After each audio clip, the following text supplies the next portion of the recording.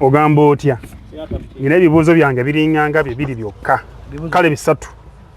Bibuzo. Asokokirize ka microphone kange kano. Teka wano bibuzo byaki. Ndinda kanti. Nindako. Sebo onkwirikiriza nga maze okukola interview ko gwe nayo koleke iyo. Anti ozikola ko balala. Kakati ye sawa. Ekibuzo ekisooka Eddie. By the way, mukulika akalulu. Akaluluka akadida. Yawo akalulu twakamala. Ate nyezo kubuuza ko omuntu omulala. Akalulu twakamala kituufu. Era nebaza bambi banabwe kula South. Abantu wa akalulu wadde kalimu obuyayi. Era obuyayi ne buzuulibwa kooti sinze oba wonalebo baabaliwo bwazuulibwa kooti omwali okucyanga diala forms abali mu byobufuzi okubeera nga bali mu kulondesa ekayebe eyo okutiisatiisa abantu ekiro kyonna lwakuba ffe bwe tubyogera abantu balowooza titubyogezanga kusaaga naye ate baagamba ne Dida ne yenyigira mu kubba akalulu ate kati omubbi ate alwaki aba aloopa omubbi taloopa ekyokubiri abamanyi Honorable Dida nga kati nganze abadde nga nkola naye ye mu bulamu bwakkiririza mu kituufu ye natural akkiririza mu kituufu Dida asobola okukkiriza nti bampangude era n'akakalube baali bakabbye yatuuka n'agamba ng'abuuza bana beagent mugamba babbye muleetewe babbidde kuba je teyaliyo nga tannagenda kuloopa mutulage we babbidde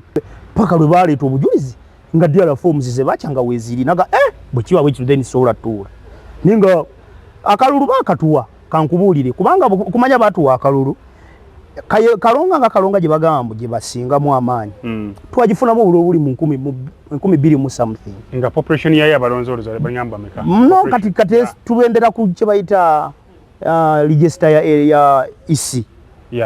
register ya isi mu bwekula South Kalonga yesinga yesinga abangi naye bw'ogattoyinza kuŋŋamba nti okwata sub-county zisatu sub-county emu bw'ebanga y'emu kuzisinga naye nga opponent waafunye 10,400 gwe mulimu 2,800 gwe mugamba munsinga kitegeeza kati awo tukubuuza wawangulawo kuba oba toyinaawo nti gwe otugamba nti osinga kuwangula Mubende kyokka ate Mubende nga gwe wogamba nti owangula opponent wakufuniddemu obululu obujula okujjayo ekyo kyali kyekirimu kubiraga tibali tebalina kalulu lwakuba nti nze chansirisa lwaki nali sola nabyogerako baali bamanyi abakulu bo bamanyi lwakuba kye bagamba abawagizi bwabwe kirala bana baali besimbyewo bo bakimanyi nti gundi yansinga anti kati toyinza kulaba ndoli wali nolowooza waliwo ekyamazima tolumba nkubuulidde mazima mu kamera ndoli tabeera wali kyamazima kyeyakola Fred kyeyagala akole Dida kati Dida namusanga nga yate mugezi gwe weewuunye lwaki yayogera ebintu bingi nga tugenda mu kooti okuva le twagenda mu kooti abadde yasirika nazeemu muwulira ku radio juzi nga ali mu kwogera oba yabadde ayogera ku bya Mongo by the way obusose ononsonyiwa kansukenkudizeko era katini ennaku zino ndaba bagamba nti essaawa yonna badidde akafaananyi kabadde speaker wa parliament Anita Among ne bakagata ne Honorable Dida nti obudde bonna Honorable Dida bamugye mu parliament kati wekiba bwe kityo n'ababaka ba MP bonna ba NRM bagenda bajjayo batya right Honorable Speaker Among yasabirako Honorable Dida akalulu yatusanga ku Mubende yakisussa ndowooza wa Dida nedda anti kati kankugambye yatusanga ku kkubo nga tunoonya kalulu we bayita ekalembe nayimirira n'abuuza ani ali wano nti Dida nga ataamumanyi weenaaleebo nayimirira n'asaba akalulu Dida gundi Eddie baali ne Honorable David Kabanda nga bagenda Kasese si yayita Amongo tajjangako mu Bwekula South restricted Honorable Dida amuyise tajjangayo nga tuba tumanyire ni wamaanyi era yaleta Amongo amaanyi ga Dida tegali mu byo mulaba amaanyi ga Dida gali mikwano gye gimukkiriza mu gisobola omuyagala gimuwa ssente n'akola ekintu kankubuuze bwe twali tuzimba St. Mark Kayebe twasona milioni 121 kwaliko eza speaker waziwulirako no wawulirako ez'omunene yenna nawulira mikwano gye mu mikwano gye omuntu gwe baamali bamanyi ng'omu yali Honorable Dani Kimosho abalala mwali mu bamanyi Dani Kimosho akolanga ani kusaidia just a friend of ayinayo faamu eyo eyo Bwekula South ate mukwano gwe tosobola kulimitinga muntu friends kati omuntu ayogera ababogera balina akabadi kaabwe baagala ki akakudda mu kusonda kasente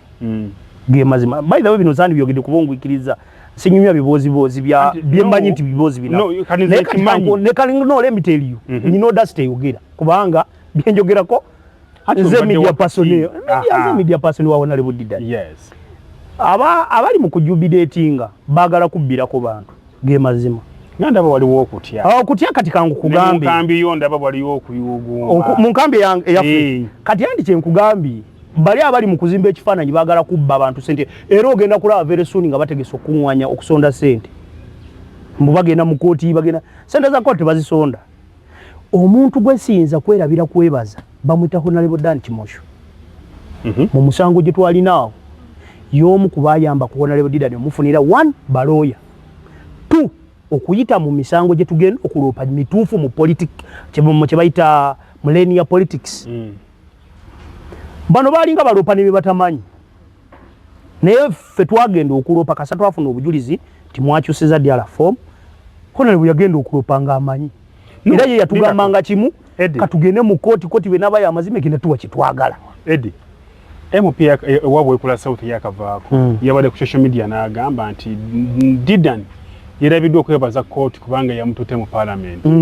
kakati kitegeeza nti abantu tebamulonda yagenzeyo lwa kooti anti naye bwe yaliyo mu kooti Tuesday yajebaza ani ndoli mukabbi abiri mugumu ye yajebaza bwe yagugoba omanye emizanyo gya politics isageza bwe kula South yo bwetyo si bwetyo sabotage ali omu William Ndoli ye mu bwongo bwe mugamba amanye nnyo politics na ulide no ekyokubiri is a mafia in politics by the way nti azimba ekiboozi n'ekyo badde tolowooza nti kikola amakulu anti yogera byotejjuse nze bwe nagwe gwanguddeko nze yakuyise nti buto wante kamubine ebisinga nze bwe manjogera njogeza with audacity oyogola Bandoli yali ku radio n'agamba mbu Toyota Sodo bali ku kooti nenga ku kooti omuntu gwe neebaza yali Honorable Dan Kimosho ye yaliwo ne mu mawulire omumanyi Honorable Didan ayina emikwano let me tell you by the way ayina emikwano negiri sensitive egiri developmental egiri respectful kugamba nga buli kintu kyolowooza bijirina era buli lwokera ku macha kankugambe nga onoonya omuntu akugattako kati nga ffe mu Bene district Honorable Didan yomo ali omu ku balala abaliwo wano nti asobola otutwala mu office gyolowooza enzibu ne tugendayo Eddie Didan bwe yali alayira nawulira nga agamba nti ategeka omukolo gwe kwebaza abalonzi be 3 omukolo nga nawulidde nti mbwate mwagusazizzaamu omukolo gwa olw'okuba nti Anita Amongo mwatidde ogutegeka lwaki baliretinganya ebintu bya Amongo ku byabo weekula sawa ekyo kimu ekyokubiri nina video taina jakola ki Didan taina sente abadde azijje Honorable Didan yatandika okukola mu mwaka gwa 2021 leka nkunnyonnyole yatandika okukola mu 2021 okuleeta ambulance oyagala kungamba Honorable Speaker yali speaker by then 2021 n'omugenzulanya yali akyaliwo yes ekyo kimu ekyokubiri tewali omukolo gubadde bwekula South nga right Honorable ayina omukolo kwaze wadde osindika ne sente wadde kugumanyiyo kuba abadde nga basoma abawadde sente nze kati byenjogera nkugamba byemmanyi on record babadde ba mukwano ye ng'omuntu nani Honorable Didan ne speaker ye ng'omuntu nga n'abalala mikwano gye gyonna gyogamba gyadduse mu ggwanga ye yadduseemu kubanga kankugambe buto kati omukolo politics anti kyenakugambye sabotajayo ekyakomezaawo Ndoli ku radio okwogera ki yabadde atuwa accountability ya myaka gy'etaano oba bwe yabadde ku radio ne ku social media byewawulidde ayogera ku accountability ya myaka 5 byakoze byabanja Didan amalirize oba ayogera ku Didan anti yamudidde then why Didan kubanga yazzeewo lwaki tabanja Fred kuba gwe yali awagira atambo banje nga they accepted the defeat ekyo kyekisooka tobanja musajja buyambi gwotazaalamu mwana kati eyo criticism gyolaba nezo narratives zebalimu balina kyebazimba kyebali mu kuzimba era nakyo kirina end time yakyo omukolo gugenda kubeerawo bwe gunagwaga bagambe ki nga meka era wa nga 3 waka ekibuyevuga kwe gubeera mikolo gya Didan tegibeera wala gibeera waka mu bwekola South we wali amakage va ku byaki oyo Ndoli ali mu kwogera ayina ewe gy'abadde ayita abantu abadde agenda wa maama we mbaka parliament talinayo maka nze bye nkugamba nakugambye nasirika campaign yonna nze nga soogera ne kati gwanguddeko no ngamba ombuuze ebyo ebintu ze sibyogera onsanze mva kwekolera interview za YouTube yange why nze njagadde nkugambye ani atalina wuwe Honorable Ndoli omanya makage anze sigendangako wuwe ekyo kituufu nebagamanyyo ekibuye vuga weegali bonna bagamanyi anti baatugambye mbwali mu kutika ente mu faamu ng'aziddusa naye azijja mu faamu ye gulaba omutwe guba gukola gwe kisoboka ekyo bw'olaba ojja ebintu mu nju gye wazimba oddukayo tuulagewo kyakugambye nti sabotaja waabwekulu oyo ye Ndoli naye nze kyenyiza okugamba abantu ffe ng'ababadde mu nkambi tumanye abantu abatuufu ab'okwebaza kwolwo mugenda kwebaza abantu betwebaza ab'ebuweekula South gwe ng'ogyeko abantu 8 b'owulira basobola okwogera waliwo Kayebe waliwo Kyenda waliwo Kitenga waliwo Kalonga gy'emiruka 4 gwe njagala ombuulire ddiro wali owulidde ow'Ekayebe ng'ayogera ku kalulu ka Didani kuwayi Kalonga ate ne Kalonga ng'aboogera bali 8 kati kyengezako kugirayo ki nti ffe ab'okwebaza abatuufu bwe tuba bakwebaza abatuyambyeko kugambye asooka Ronald Kimosho yatuyambako okufuna legal team esobola okumanya ebyobufuzi ekyo kikulu ekyokubiri yaliwo mu kooti ekiro kyonna so oyo tetuyinza butamwebaza nze lwaki njogedde bwentyo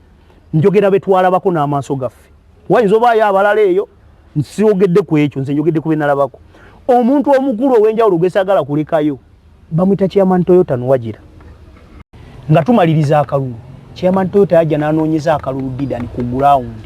twagenda Butayunja twagenda Ekyenda ku ground ng'anoonya kalulu kati gwe bw'oba oli mu kukulumiriza mikwano gya Honorable Didani bagenda kunyiigira bangi naye nga balina ensonga zaabwe Jeno Tumukunde yajja mwerefe camp erwa Mashenjeru Jeno agundi ono mukulu Lunguse yali former IGP Lunguse kati eweyo Kanungwe MP yajja ku mukolo gwa Honorable Didani bekugamba bali mu line ya leadership otegedde bulungi yes. Kakati ate kye mugenda olaba nga 3 mu lumu kwe mugenda otegeera kati ndowooza bagenda na kunyiiga bunyiizi kubanga nze kyendowooza bwe wali mu kwagala kwevaluating Honorable Didani na mikwano gye tokoma kati Eddie kubafa abafa nga abaludde naye tumanye mikwano gye abalala bangi taata nzikuse kati kyesembayo kimu kyange nange njo kyayo kuba nkojeyo nanti kati by the way tukajamuleka nkugambe abantu kye bayita mu mutwe balowooza okwogerera Honorable Didani bagenda kufuna sente nange sizirabanga era video bwe betuuse ku Honorable Didani ampe ku sente nange serious ngenda kata nkiddamu anti ngenda kata balowooza nze kisooka ekyampagiza Honorable Didani neyiba wali ewaffe Kitenga pozo oli weeyo mu wa Mikairi ne babona abasinga bakimanyi ekyokubiri yanjagalanga mukwano gwe otyo okimanyi tokimanyi mukwano gwe otyo musaba kati bwe tuli era bw'aba ayina kasente umpeeyo kati sikyogedde kati nga bonsa nawe bwakuwa nange bw'anaaba mpadde naye ate simubanja ekyo nakyo kankiteeke ku record kubanga bwe mbaba mubanja abaakola mu kalulu bangi nga bansinga simubanja ne bw'aba wakuwa ekyo kiba kusalawo naye nze kyemusaba kyesaagala kuliko kyemubanja bwe buweereza bwe nalinga ngamba abantu nti yabuyina kubanga ekyo kyokka yeeka gwe nalaba nga yabusobola engeri gyoganya okunjo kyanze ngenda kwokya Bashiri bambi teyaddayo nange gwe nali mpagira